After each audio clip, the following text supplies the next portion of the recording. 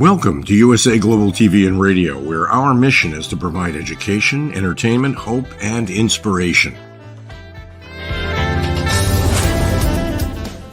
USA Global TV and Radio connects you with experts and audiences all around the world every single day to help you succeed in business and to live a richer life. Visit us at usaglobaltv.com to learn about career and life-changing training and mentoring programs like the Listening Mentor. Subscribe to our newsletter to stay informed about our special programs and offers. Discover how you can become a guest on one of our shows or a host or producer of a USA Global TV and Radio show of your very own. That's USA Global TV and Radio, where the doctor is always in.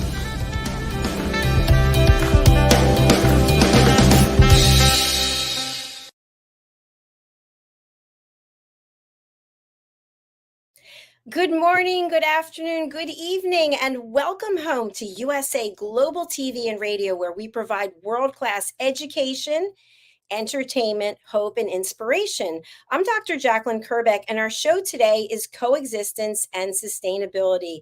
And for those of you who are joining us for the first time on Roku Worldwide or Amazon Fire or Instagram, welcome. Welcome. Thank you for being here. And also a big welcome to our loyal viewers and followers on all the other platforms.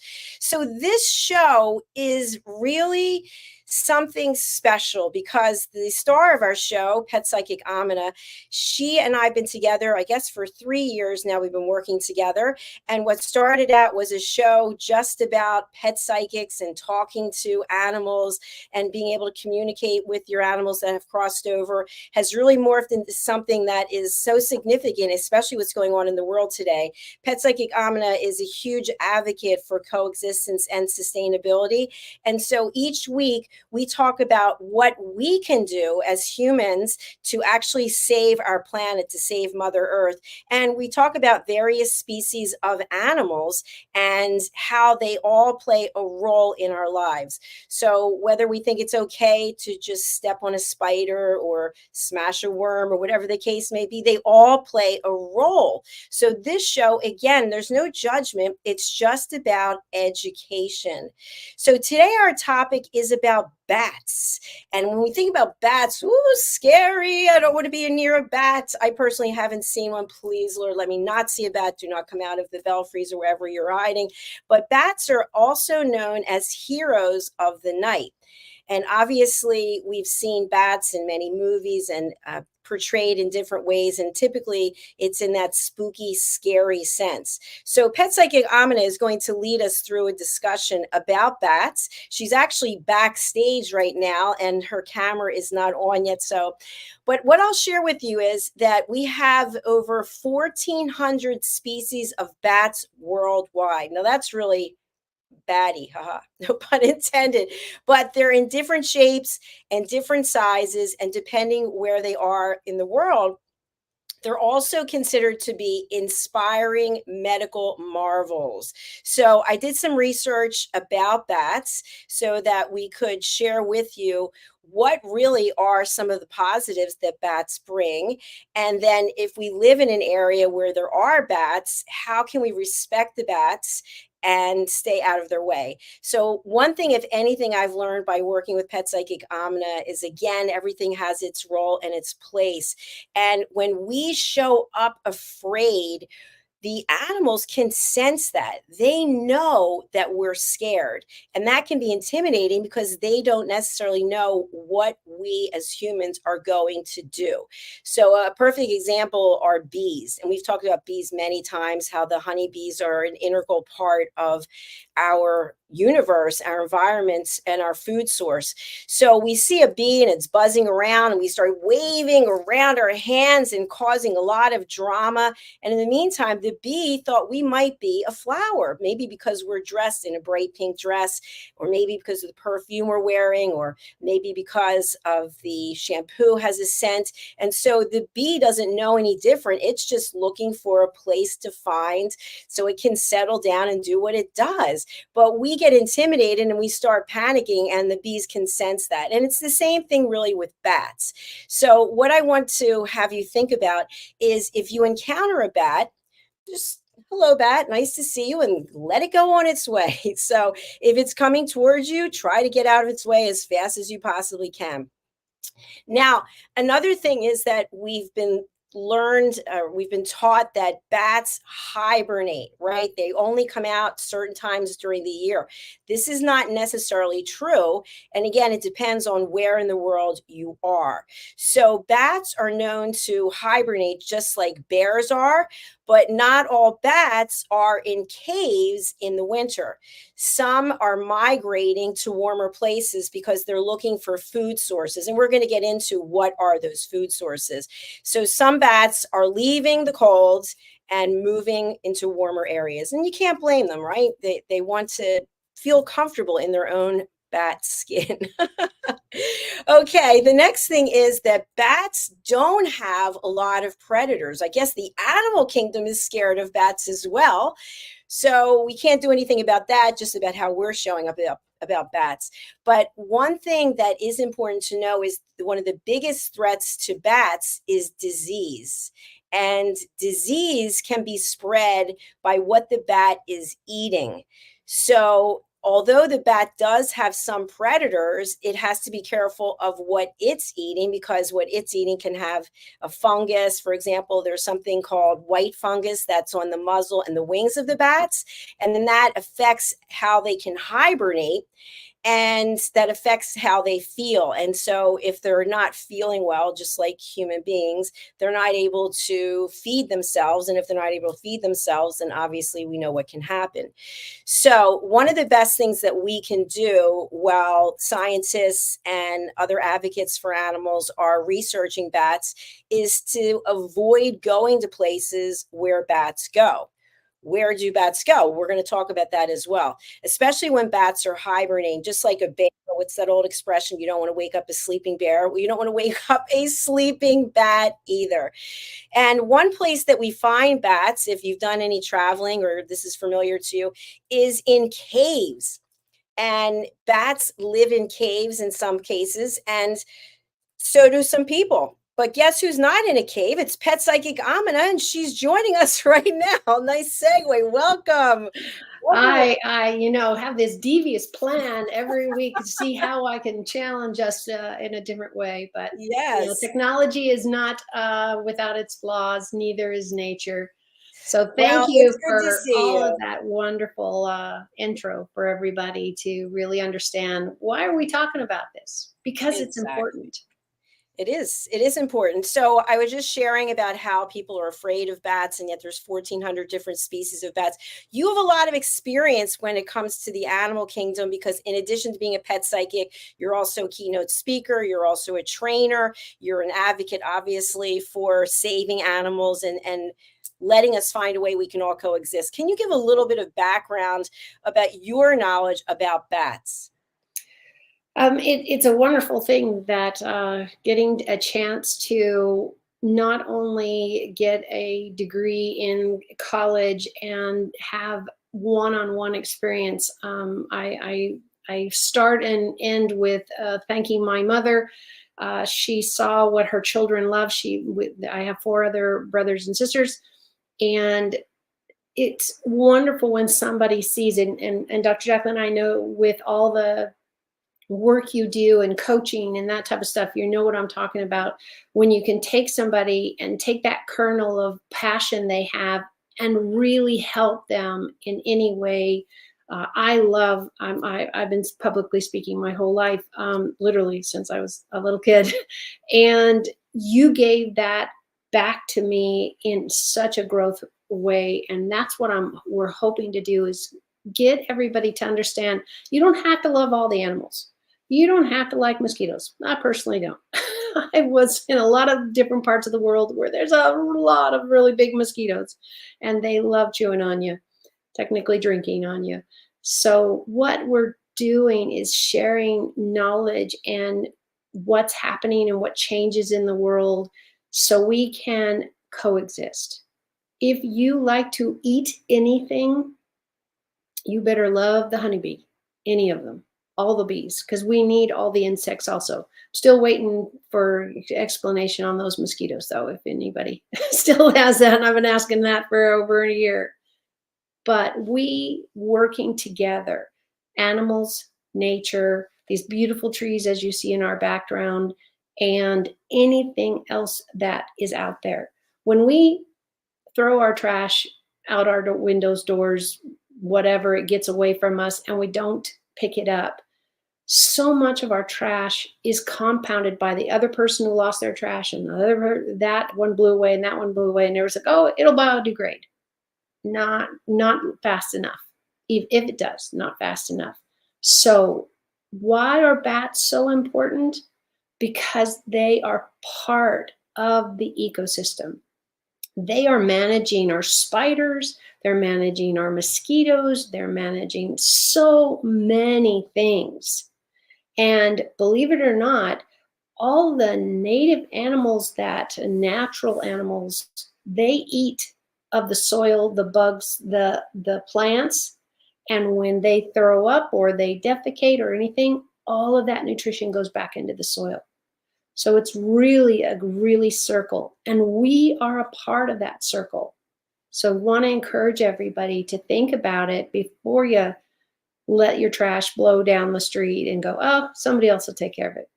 Believe it or not, I don't know who somebody else is. Dr. Jacalyn, do you know who somebody else is? Because I haven't met them yet. Nope, I haven't met them. I've heard about them a lot, even in movies. I did too. Yeah. So I think what's interesting also, because I talked at the beginning of the show about how we're coexisting, is Right. that with the bats, they live in different parts of the world. They're migrating to places where it's warmer. And that means we may encounter more of the bats. Now, are bats dangerous to humans? No, because from what I understand from even mosquitoes, no, I'm not talking to mosquitoes most of the time, but I have been around all of the places that they have it. We taste terrible. we don't take care of ourselves. We're not eating just trees and berries and even, a little meat here and there like the carnivores do. So from what I understand from the animal community, is that we really taste terrible. That doesn't mean that they're not going to prevent us from scaring their young away or their predators or prey. If you're thinking about, let me use the example of the big cats, the mountain lions that we have in California. They are managing the deers. They are managing the squirrels. They don't eat more than they need. Only humanity seems to have a really good corner on that one. So we need to realize that if, sadly, I have 3 cats in my life and they're all indoors. So I know it would be heartbreaking if one of my cats got loose, started running around, and one of the neighborhood dogs, other cats, whatever, killed them. for whatever reason, territory or food. It would be heartbreaking. So that's why we really talk about, all of us in the animal industry, is please keep your pets on a leash. Don't let them run around and decimate the native population. That's the short version. Okay, that's Excuse me. so the other thing that was interesting is that bats do not have many known or documented predators, but disease is a big cause for death for them. It really, really is. They seem to be, I haven't read up on this in years, so I'm not going to try to even guess, but I know that it's the size of their body, what they're doing, how they function. There are bats that drink blood. Yep. and they're called vampire bats, or lots of other names. And there's some that just eat bugs. So don't assume that everybody's eating the same thing. You'll never find that in the birds. You won't even find that in, isn't that a cutie? I'm sorry, I think it's adorable. You know, it's that ugly, cute thing going on. It looks like it has hands. I know.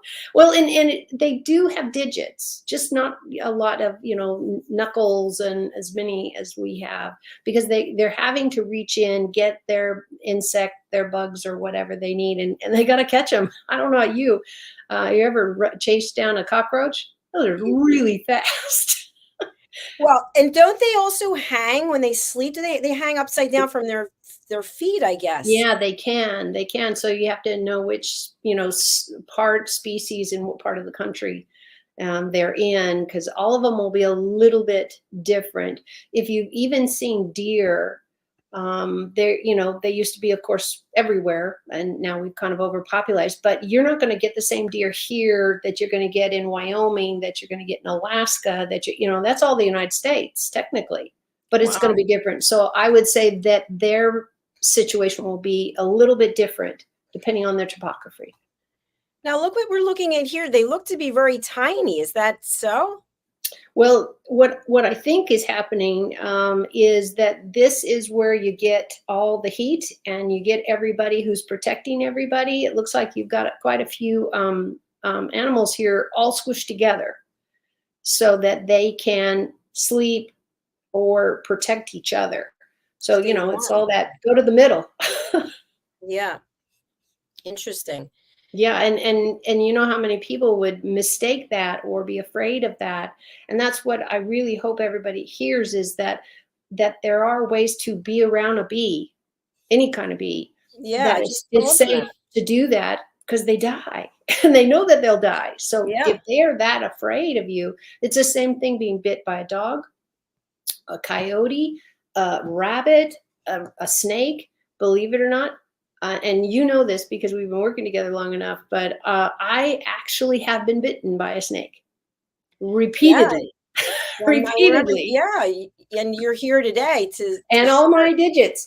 Ooh, you have all your digits. You know, we have on the screen right now a bat flying, and my understanding is that it's the only flying mammal, the bat. Is that correct? That's what we understand. But what I see in the science community is they're looking, they're keeping track to see if there's more animals and all the different types, every kind, from bugs to carnivores, because we really believe that we're missing quite a few. And they have learned to stay away from us. They've learned to coexist by pretending they don't exist. And there's a lot of mixture in there. Bats are very specific to caves. They don't have very good eyesight in the sun because they live in the dark. That's where they should be. So you're going to get a lot of animals that are going to really say, hey, it's safer here, not there. You know what's so interesting? I'm looking at this picture. I don't see any little digits anymore. I mean, I see the feet, but where did the hand digits go? They're in the wings. They're in the wings, and they actually look like at the end. A lot of them have like what we would say fingers, arms. It's fingers, but what you're not seeing is it's a part of the wing. So imagine our rib cage is, you know, in the middle of our body, and then we've got these hands and arms. They're the same. So you're going to get all of that fabulous wing spans. And that's really important for the glide, for the jump off and everything. But at the end, there's little digits. It's so cool. I know. I'm looking at it now and I'm thinking it's really cool, but I promise you, my friend, if they come to visit, I would not be happy. We have an up close of a face. Let's take a look at this. Kind of interesting. And they're just little precious little faces. They look kind of cute, actually. They are. They really are. They got this, little giant ears for their wonderful hearing, and they got this teeny tiny little nose and teeny tiny little eyes. It looks like the nostrils are on the side. Is that right? Well, I think it's the angle of the camera because it kind of sticks out. It's very small. It's, less than your tip of your fingernail. But it's this teeny little kind of squished up nose.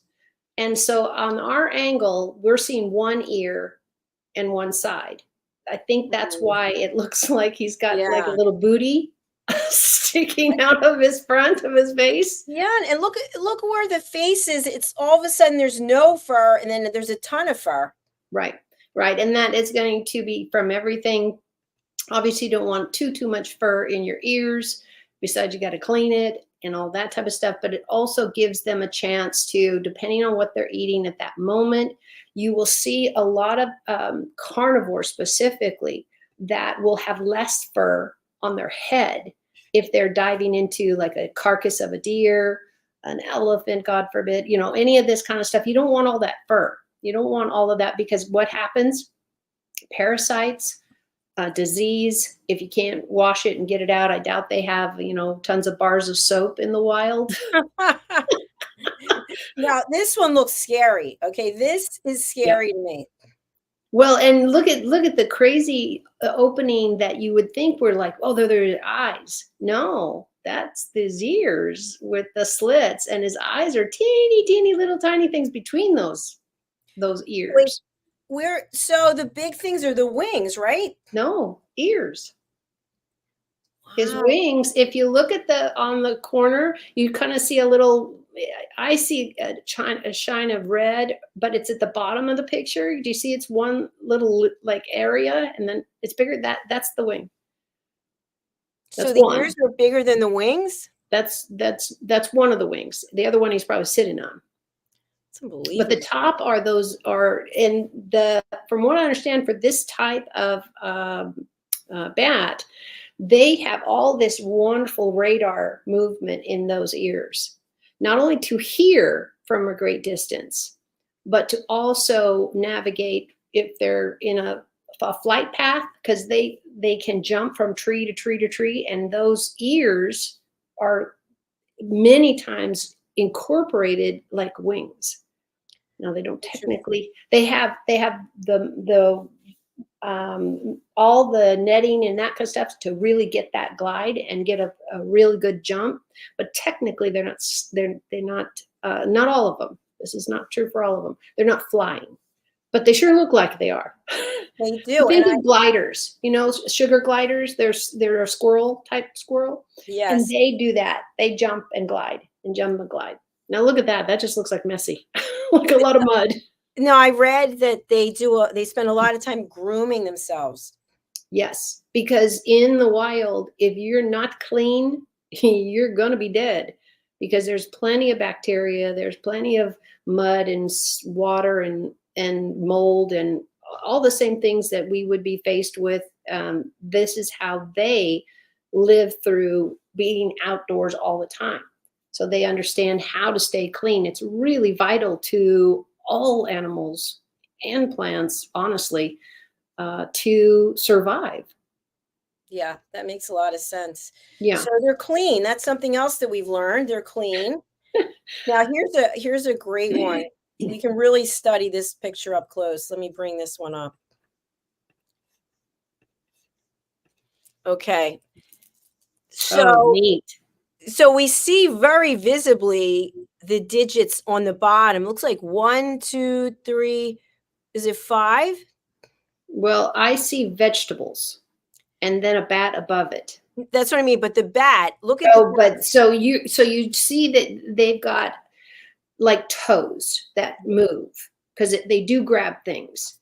And the wings, if you'll see, there is a bone coming down. We Yes. can only see, well, we actually can see two. I see the second one now behind. And you should see how fast they are, picking up a worm, picking up a small snake, all of that kind of stuff. Crazy. And then they fly away with it. And if it bites them, they drop it. Yeah.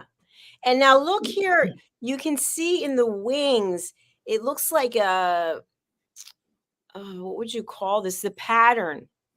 Yes, very absolutely. And it's all about flight. So it's the same as when they built the planes, and that's how all of this happened. We built our balloons, or the ones you get in and fly away in, and the airports and the airplanes, all of that, all based off of wildlife, all of it. So cool. I Yeah, don't and a bat understand. has an amazing wingspan. Just depends on their age and the type of bat you're looking at. Because of course they have little bitty tiny tiny bats too. But I still don't see their little hands.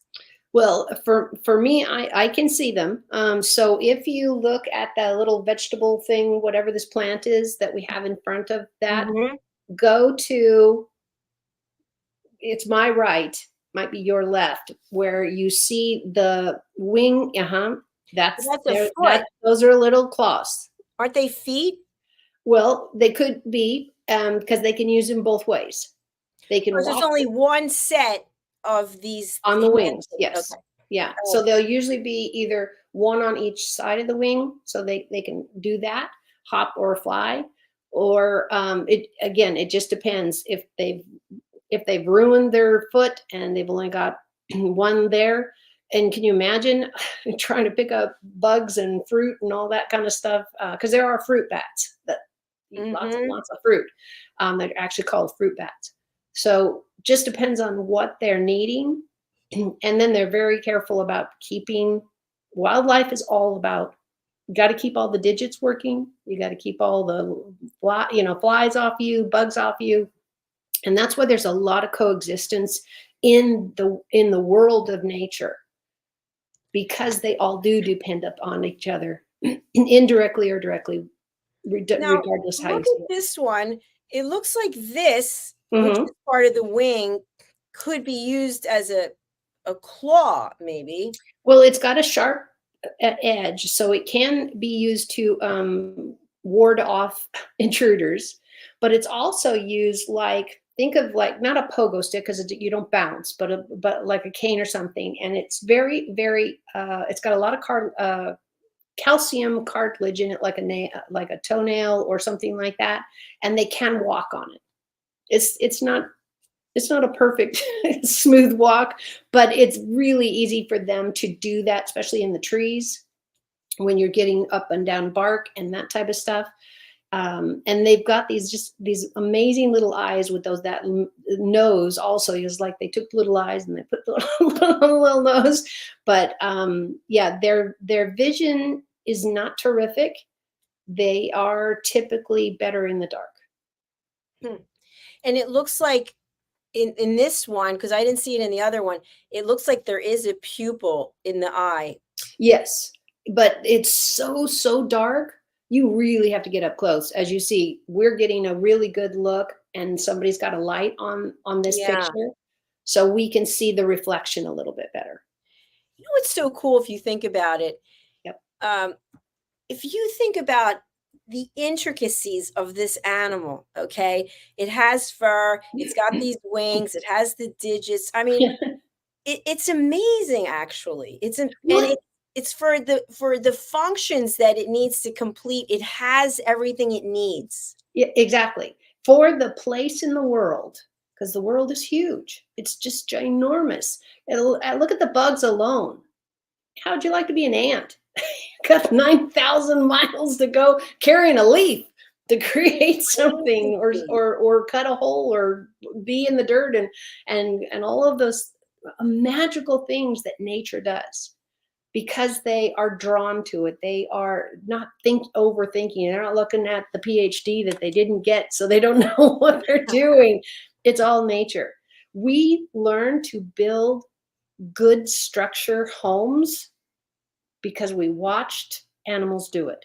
You can watch a beaver plug up a whole pond, lake, whatever they're doing, and it's magical to watch.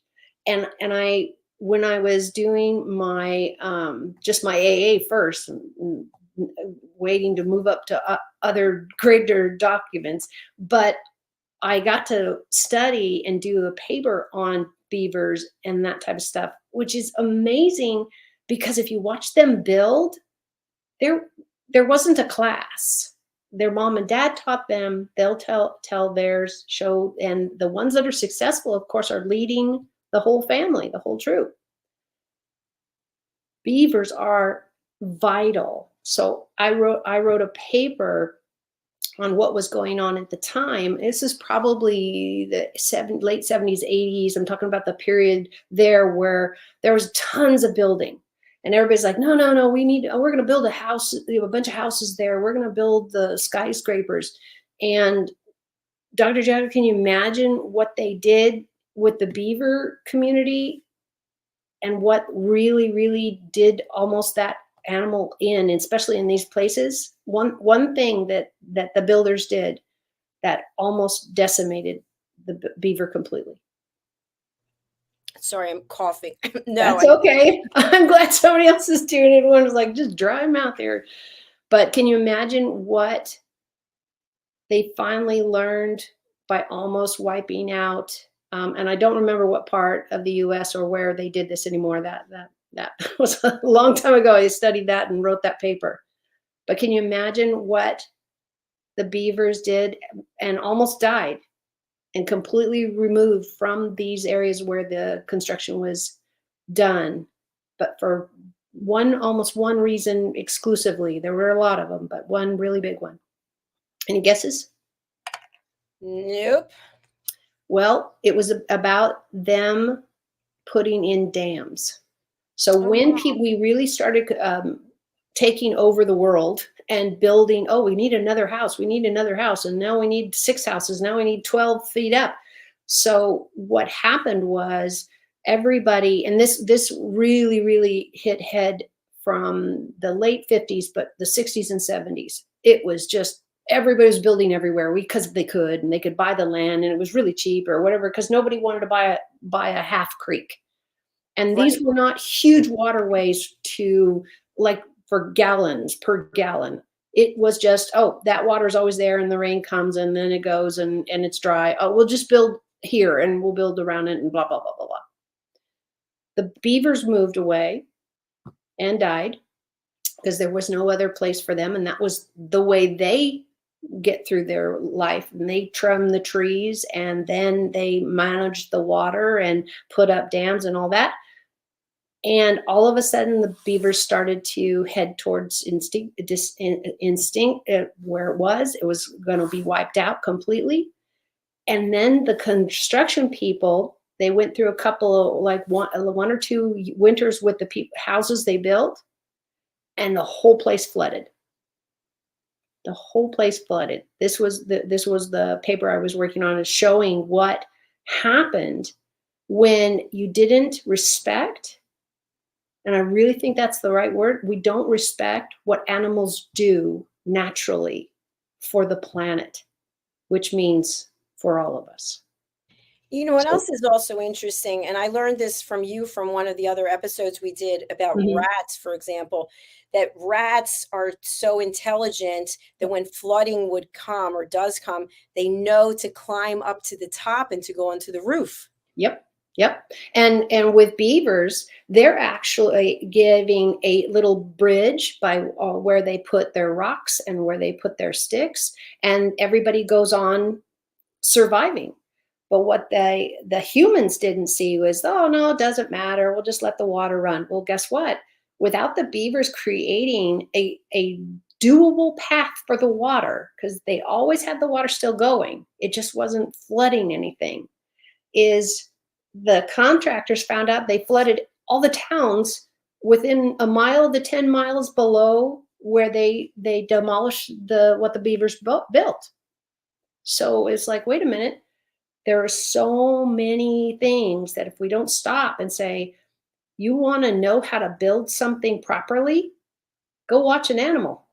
Go watch anybody. You can watch a bird and how they build their nests.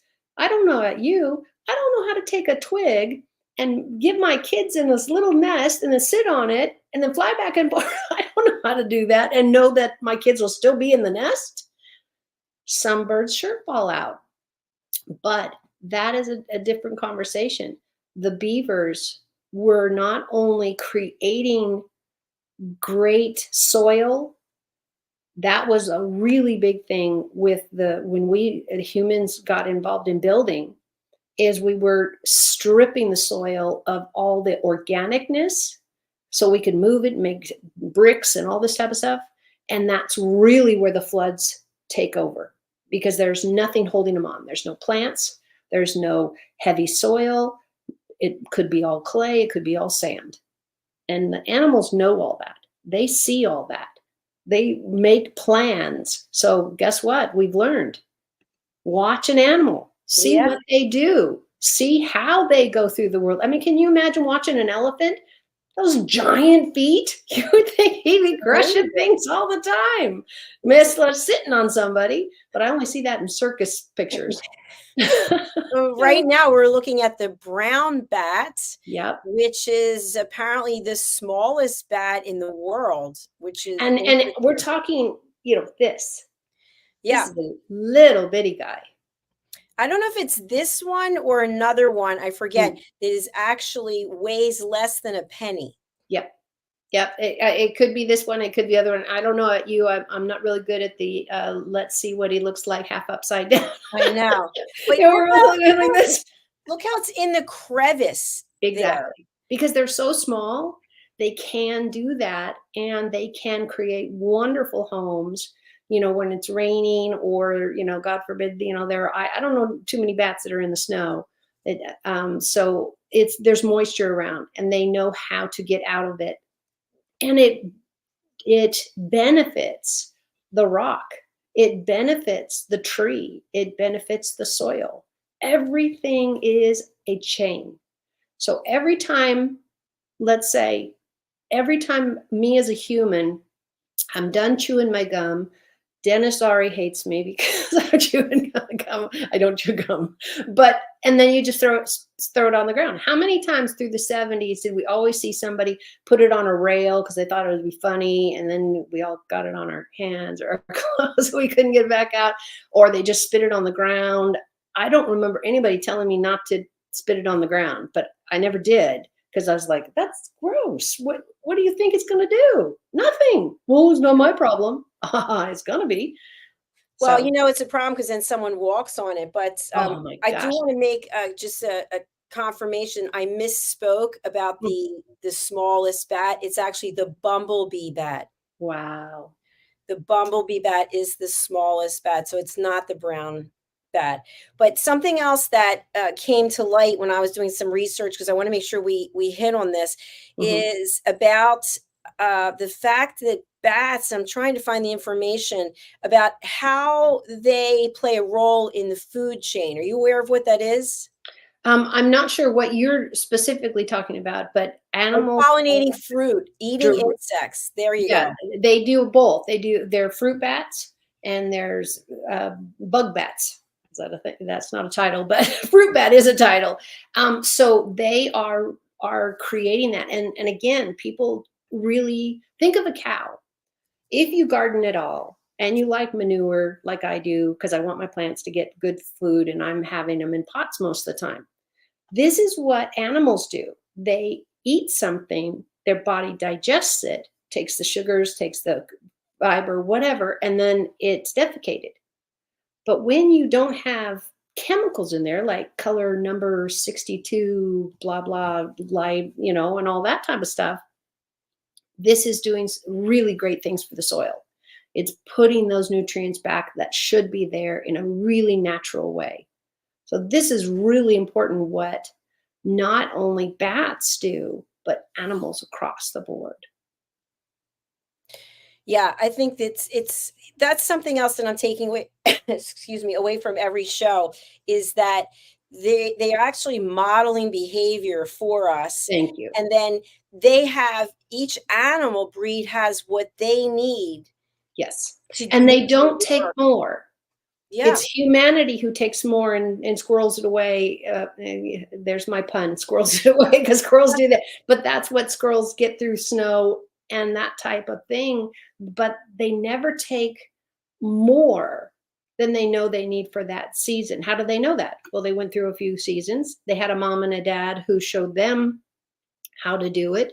We don't have a lot of that in this generation.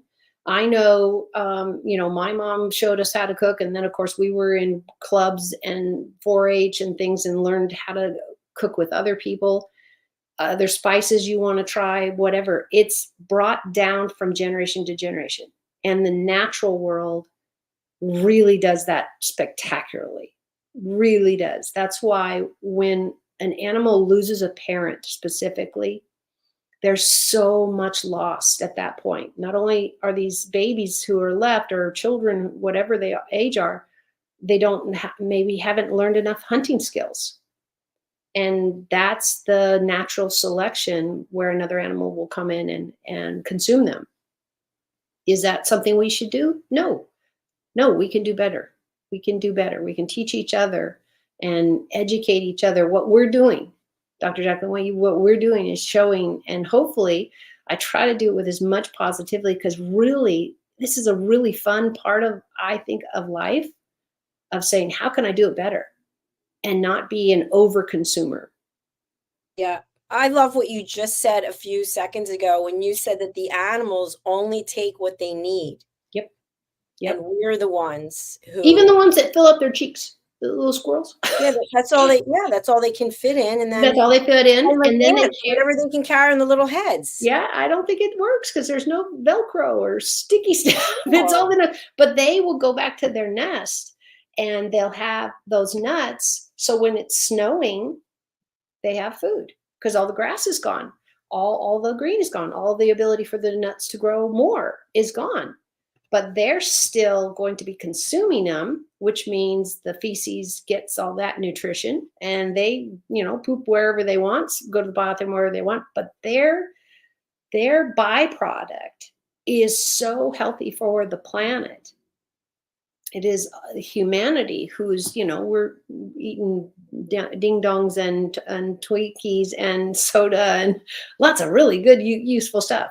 It's not that you can't ever eat that. Just don't drop your wrappers on the ground. My family gets on me all the time because if I see a wrapper or any kind of trash, I pick it up. And my kids would say, "That's so gross, your hand's dirty." And I was like, "What? I have a wipey in the car. I have water in a bottle. I can rinse my hands off and I'm not touching my face." So there are ways you can do that and can be a part of that. We all make mistakes. I don't know about you. I've dropped a piece of paper or something's blown away from me. I'm like, oh man. And then I'm running after it if I can. If I can't, then, it's learning by example, but learning by error. I think I've been one of those people in a shopping center wanting to get something, and then you have to be careful because you could put yourself in harm's way too. So absolutely, one cart gets you, man, you're done for. Especially if they've already got the Coke cans and all that in there. Oh it's yeah, a Costco run, man, you're in trouble. Yeah, I don't actually go to Costco because I'm just one person, but I know my family members, they do, and they've got, I guess, great deals and whatnot. But I think for today, when we think about bats, the other thing I want to mention is that from what I read, there are about 45 species of bats in the United States and also in Canada, and that they're more prolific than what we would think, meaning that they're in more places than we would think that they are. And I just want to confirm with you that bats typically come out at night. Is that correct? Not all. You're going to get some of them, and I don't remember if it's the fruit bat, but I'm going to use that as an example because their name is fruit bat. So they could come out anytime. So I don't know if they are only day or only night, but you'll get bats that do one or the other. They're the ones hanging out and waiting for the bugs. A lot of what I saw in my reading was, because I'm trying to preempt if somebody needing to ask this, is that it's about their lifestyle. Which ones can sleep in the daytime, which ones can sleep at night, all of that kind of stuff. It depends on what their prayer, the animals that they eat or the bugs they eat, most likely. Where are they? Are they out more at night? Are they out more in the daytime? That really dictates how a wild animal goes through their world. Yeah, so true. So true. So I really just want to impress upon people, because we always have new people who are coming to us. I actually have a couple guests who are going to be joining us, is that once you learn something, then it's your opportunity to do something about it. And that's what we're doing here. And as I mentioned, I personally feel so indebted to you, because I've learned so much that I wouldn't have known otherwise. And I'm not walking around with these misconceptions, and I'm not walking around in a state of terror. And I did say, if a bat were to come out right now, I would freak out. But I would get out of its way, and I would just figure out, how can I get it outside or back to wherever it is it belongs. But bats do live in houses too, don't they? Well, yeah, especially, depending on the way their roofs are structured. You've got wood, you've got clay, you've got tiles, you've got all kinds of things, and they can go in there and create a nice little abode for themselves. But just want to really encourage and give everybody some, hopefully a good thought, is they don't want anything to do with you. We are carnivores. We smell like carnivores, even if you're a vegan or whatever. That's the way your body's put together.